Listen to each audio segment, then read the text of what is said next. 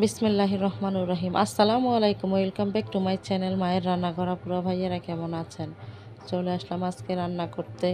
খুবই মজাদার একটা রান্না করে দেখাবো আজকে। এদিকে একটা কড়াই বসিয়ে দিলাম, পরিমাণ মতো তেল দিয়ে গরম করে নিয়েছি। বেশি করে কিছুটা পেঁয়াজ কুচি দিয়ে দিলাম।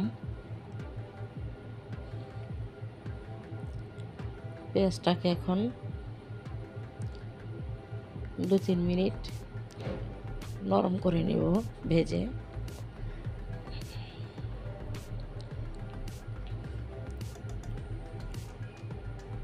দিয়ে দিলাম এখানে আদা রসুন 1 চা চামচের মতো, আরও আধা চা চামচের মতো দিলাম, মোট 1.5 চা চামচের মতো দিয়ে দিলাম আদা রসুন।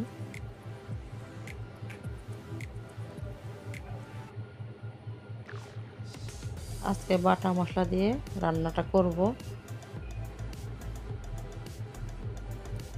দিয়ে দিলাম এখানে গরম মশলা বাটা প্রায় 1 চা চামচের মতো, দিয়ে দিলাম জিরা বাটা 1/2 চা চামচের মতো,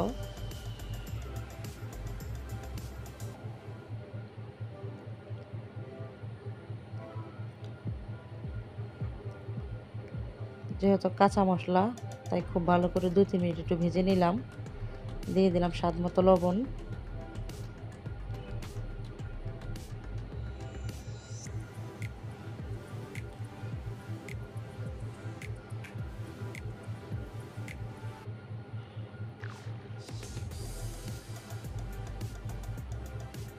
দিয়ে দিলাম এখানে 1 চামচের মতো হলুদের গুঁড়া।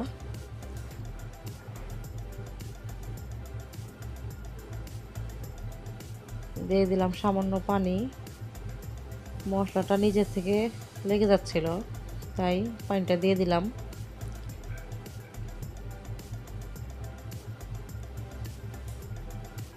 আর এখানে দিয়ে দিবে এখন 1.5 চা চামচের মতো মরিচের গুঁড়া। আপনারা যারা ঝাল কম খান তারা কমিয়ে দিবেন। খুব ভালো করে মশলাটাকে এখন কষিয়ে নিব। দেখেন তেলটা কিন্তু প্রায় ছেড়ে আসছে, মানে মশলাটা কষানো হয়ে গেছে। এদিকে দিয়ে দিলাম আগে থেকে ধুয়ে রাখা গরুর মাংস।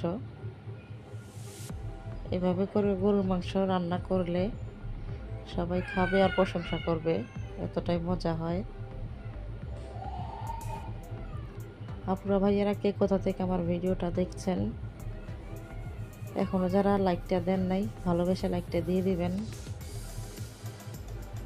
নতুন পুরান সকল আপুদের জন্য অসংখ্য দোয়া ভালোবাসা। নতুন আপুরা তো রান্না করতে পারে, তাদের শেখানোর কিছু নাই, বরঞ্চ আমি শিখি তাদের কাছ থেকে। পুরান আপুরা নতুন আপুরা যারা আছে তারা একটু দেখে শিখে নিবা, আর পুরান আপুদের কাছ থেকে আমি শিখি। যাই হোক, খুব ভালো করে ওদিকে কিন্তু কষাইতেছি, পানি কিন্তু দেই নাই।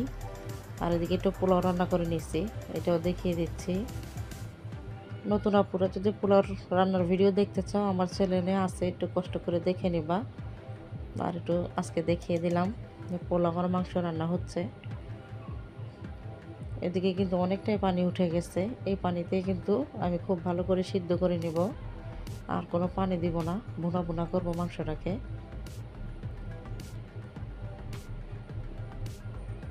এত সুন্দর একটা গ্রান বের হয়েছিল মাশাআল্লাহ। বাটা মশলায় রান্না করলে এমনিতেও কিন্তু অনেক ভালো লাগে। আমার অনেক আপুরাই, বিশেষ করে পিয়ান ব্লগের আপু, উনি সবসময় বাটা মশলায় রান্না করে। তরকারিটা আমার হয়ে গেছে। কেমন হলো আজকে রান্না বান্না সবাই কমেন্ট করে জানাবেন। সবাই ভালো থাকবেন। আল্লাহ হাফেজ। আসসালামু আলাইকুম।